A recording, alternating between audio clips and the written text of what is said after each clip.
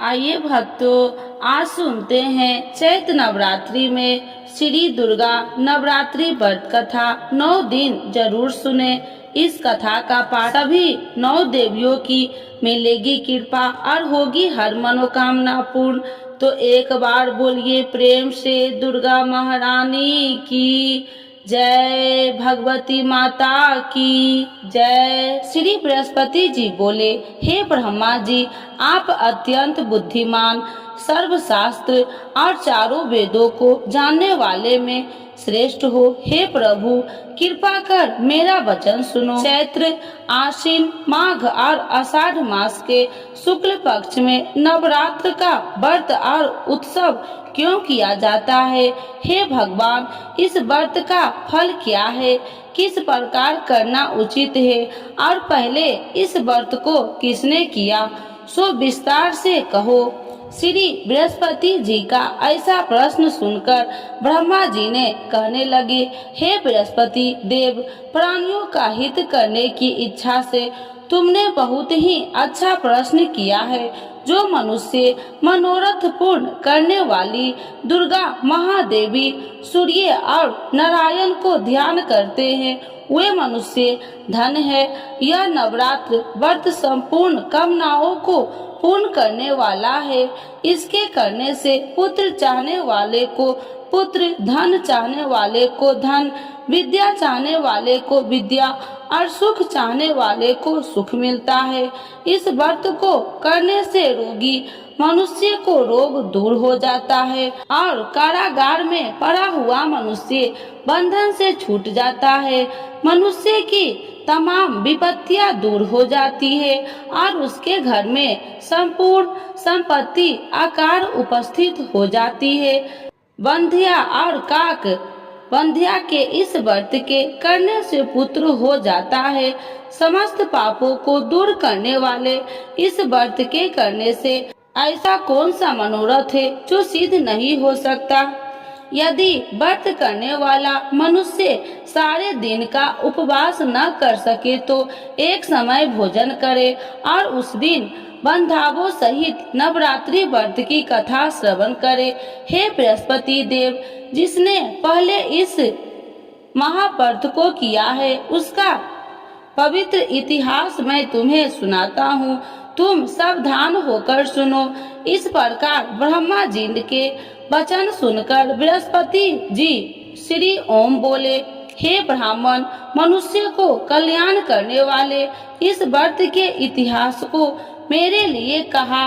मैं सावधान होकर सुना। श्री ओम रहा हूँ, आपकी शरण आई हूँ, मुझ पर कृपा करो। ब्रह्मा जी बोले, पीठित नाम के मनोहर नगर में एक अनाथ नाम का ब्राह्मण रहता था। वह भगवती दुर्गा का भक्त था। उसके संपूर्ण सद्गुणों से युक्त मानो ब्रह्मा की सबसे पहली रचना हो ऐसी अर्थात नाम वाली सुमित नाम की एक अत्यंत सुंदर कन्या पैदा हुई। वह कन्या सुमित अपने घर के बाल कपन में अपनी सहेलिया के साथ कीड़ा करती हुई इस प्रकार बढ़ने लगी, जैसे शुक्ल पक्ष में चंद्रमा की कला बढ़ती है। उसका पिता प्रतिदिन दुर्गा की पूजा और होम किया करता था। उस समय वह भी नियम से वहां उपस्थित होती थी। एक दिन वह सुमित अपनी सखियों के साथ खेलने लग गई और भगवती के पूजन में उपस्थित नहीं हुई। इसके पिता को पुत्री की ऐसी असावधानियां देखकर क्रोध आया और पुत्री से कहने लगे कि हे दुष्ट पुत्री, आज प्रातः से तुमने भगवती की पूजा नहीं किया।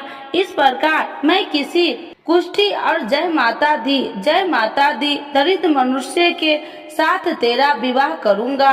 इस प्रकार कुपित पिता के वचन सुनकर सुमित को बड़ा दुख हुआ और पिता से कहने लगे कि हे पिताजी, मैं आपकी कन्या हूँ, मैं आपके सब तरह से अधीन हूँ। जैसे आपकी इच्छा हो मेरा विवाह कर सकते हो। होगा वही जो मेरे भाग्य में लिखा है। मेरा तो इस पर पूर्ण विश्वास है।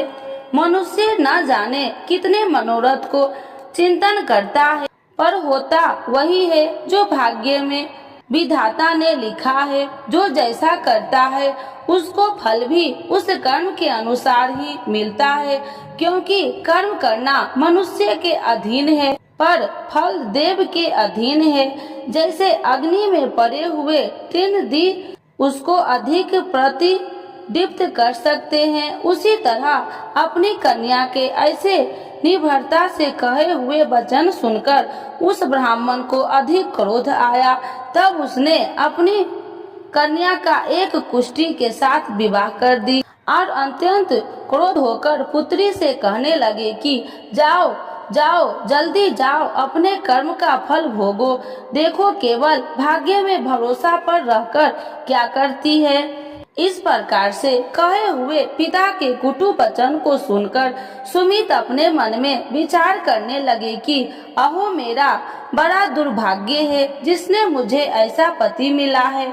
इस तरह अपने दुख का विचार करते हुए वह सुमित अपने पति के साथ वन चली गई और भयानक वन में कुशा युक्त उस स्थान पर उन्होंने वह रात बड़े कष्ट से व्यतीत की। उस गरीब बालिका की ऐसा दशा देखकर भगवती पूर्व पुण्य के प्रभाव से प्रकट होकर सुमित से कहने लगे कि हे ब्राह्मणी, मैं तुम पर प्रसन्न हूँ, तुम जो चाहो वरदान मांग सकती हो।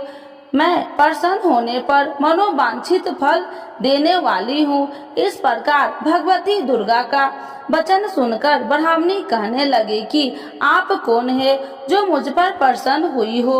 यह सब मेरे लिए कहा और अपनी कृपा दृष्टि से मुझ दासी को कृतार्थ करो।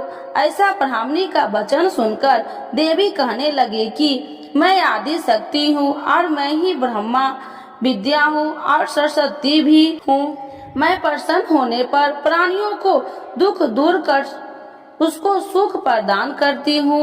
हे ब्राह्मणी, मैं तुम पर तेरे पूर्व जन्म के पुण्य के प्रभाव से प्रसन्न हूँ। तुम्हारे पूर्व जन्म का वृत्तांत सुनाती हूँ, सुनो। तुम पूर्व जन्म में निषाद भील की स्त्री थी और अति पतिव्रता थी। एक दिन तेरे पति निषाद ने चोरी की। चोरी करने के कारण तुम दोनों को सिपाहियों ने पकड़ लिया और ले जाकर जेल खाने में कैद कर दिया। उन लोगों ने तेरे को और तेरे पति को भोजन भी नहीं दिया। इस प्रकार नवरात्र के दिनों में तुमने न तो कुछ खाया और न जल ही पिया, इसीलिए 9 दिन तक नवरात्र का व्रत हो गया। हे ब्राह्मणी, उन 9 दिनों में जो व्रत हुआ उस व्रत के प्रभाव से प्रसन्न होकर तुम्हें मनोवांछित वस्तु दे रही हूँ। तुम्हारी जो इच्छा हो सो मांगो। इस प्रकार दुर्गा के कहे वचन सुनकर ब्राह्मणी बोली, अगर आप मुझ पर प्रसन्न है तो हे दुर्गे, आपको प्रणाम करती हूँ। कृपा करके मेरे पति को कोढ़ को दूर करो। देवी कहने लगे कि उन दिनों में जो तुमने व्रत किया था उस व्रत के एक दिन का पुण्य अपने पति को कोढ़ दूर करने के लिए अर्पण करो। मेरे प्रभाव से तेरा पति कोढ़ी से रहित और सोने का समान शरीर वाला हो जाएगा। ब्रह्मा जी बोले। इस प्रकार देवी का वचन सुनकर वह ब्राह्मणी बहुत प्रसन्न हुई और पति को निरोग करने की इच्छा से ठीक है ऐसी बोली। तब एक उसके पति का शरीर भगवती दुर्गा की कृपा से कुष्ठहीन होकर अति कांति युक्त हो गया, जिसकी कांति के सामने चंद्रमा की कांति भी क्षीण हो जाती है। वह ब्राह्मणी पति की मनोहर देह को देखकर देवी को अति पराक्रमी वाली समझकर स्तुति करने लगी। हे दुर्गे, आप दुर्गत को दूर करने वाली, तीनों जगत को सनातप हरने वाली, समस्त दुखों को दूर करने वाली, रोगी मनुष्य को निरोग करने वाली, प्रसन्न होने पर मनोवांछित वस्तु को देने वाली और दुष्ट मनुष्य को नाश करने वाली हो।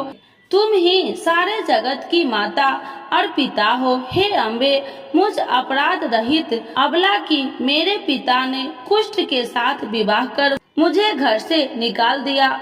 उसकी निकाली हुई मैं पृथ्वी पर घूमने लगी। आपने ही मेरा इस आपत्ति रूपी समुद्र से उद्धार किया है। हे देवी, आपको प्रणाम करती हूँ, मुझ दिन की रक्षा करो। ब्रह्मा जी बोले कि हे बृहस्पति, इसी प्रकार उस सुमित ने मन से देवी की बहुत स्तुति की। उससे की हुई स्तुति सुनकर देवी को बहुत संतोष हुआ और ब्राह्मणी से कहने लगी कि हे ब्राह्मणी, तुम्हारे उद्याल नाम का एक अति बुद्धिमान, धनवान, कार्तिवान और जितेंद्रिय पुत्र शीघ्र ही होगा। ऐसा कहकर वह देवी उस ब्राह्मणी से फिर कहने लगी कि हे ब्राह्मणी, और जो कुछ तेरी इच्छा हो वही मनोवांछित वस्तु तुम मांग सकती हो। ऐसा भगवती दुर्गा का वचन सुनकर सुमित बोली कि हे भगवती दुर्गे, अगर आप मेरे पर प्रसन्न है तो कृपा कर मुझे नवरात्रि विधि बताइए। हे दयावती, जिस विधि से नवरात्र व्रत करने से आप प्रसन्न होते हैं, उस विधि और उसके फल को मेरे लिए विस्तार से वर्णन करें। उस प्रकार ब्राह्मणी के वचन सुनकर दुर्गा कहने लगी कि हे ब्राह्मणी, मैं तुम्हारे लिए संपूर्ण पापों को दूर करने वाली नवरात्र व्रत विधि को बतलाती हूँ, जिसको सुनने से तमाम पापों से छुटकारा, मोक्ष की प्राप्ति हो जाती है। आश्विन मास के शुक्ल पक्ष की प्रतिपदा से लेकर 9 दिन तक विधि पूर्वक व्रत करे। यदि दिन भर का व्रत न कर सके तो एक समय का भोजन करे। पढ़े लिखे ब्राह्मणों से पूछकर घट स्थापना करे और वाटिका बनाकर उसको प्रतिदिन जल से सींचे। महाकाली, महालक्ष्मी और महासरस्वती की मूर्तियां बनाकर उसकी नित्य विधि सहित पूजा करे और पुरुषों से विधि पूर्वक अर्घ्य दे। बिजोड़ा के फूल से अर्घ्य देने से रूप की प्राप्ति होती है। जय फल से कीर्ति, दाख से कार्य की सिद्धि होती है। आंवले से सुख और केले के भूषण की प्राप्ति होती है। इस प्रकार फलों से अर्घ्य देकर यथा विधि हवन करे। खंड, घी, गेहूं, शहद और तिल, बिल्व, नारियल, दाख और कदम, इनसे हवन करे। गेहूं होम करने से लक्ष्मी की प्राप्ति होती है। खीर व चंपा के पुष्प से धन और रत्नों से तेज और सुख की प्राप्ति होती है। आंवलों से कीर्ति और केले से पुत्र हो। कमल से राज, सम्मान और दुखों से सुख संपत्ति की प्राप्ति होती है। व्रत करने वाला मनुष्य इस विधान से होम कर आचार्य को अत्यंत नम्रता के साथ प्रणाम करे और यज्ञ की सिद्धि के लिए उसे दक्षिणा दे। इस महाव्रत को पहले बताई हुई विधि के अनुसार जो कोई करता है उसके सब मनोरथ सिद्ध हो जाते हैं। इसमें तनिक भी संशय नहीं है। इन 9 दिनों में जो कुछ दान आदि किया जाता है उसका करोड़ों गुना फल मिलता है। इस नवरात्रि के व्रत से अश्वमेध यज्ञ का फल मिलता है। हे ब्राह्मणी, इस संपूर्ण कामनाओं को पूर्ण करने वाले उत्तम व्रत को तीर्थ, मंदिर अथवा घर में ही विधि के अनुसार करे।